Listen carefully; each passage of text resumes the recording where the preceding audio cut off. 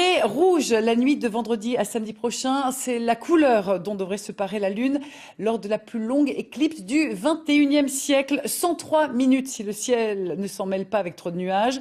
Les clubs d'astronomie ou les planétariums comme celui de Villers-sur-Mer se préparent à l'événement en organisant des séances spéciales éclipses. Morgane Trégouette avec Laïla Landry. Demain, qu'est-ce qui se passe? La Lune va être parfaitement alignée avec la Terre et le Soleil. Et elle apparaîtra déjà rougeâtre. Donc vers 22h45, 23h. Ces vacanciers ont quitté la plage pour se mettre la tête dans les étoiles, au frais, avec une motivation, comprendre ce qu'il va se passer demain soir dans le ciel.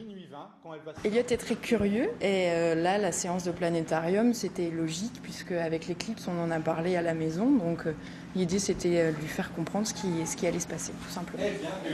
Ce qui sera particulier et rare, c'est une éclipse de lune juste au-dessus de la planète Mars, très visible actuellement dans le ciel avec sa teinte rouge. Or la lune, plus proche de la Terre que d'habitude, devrait prendre la même couleur. Normalement, comme elle est complètement éclipsée, elle est dans l'ombre de la Terre, elle devrait être toute noire.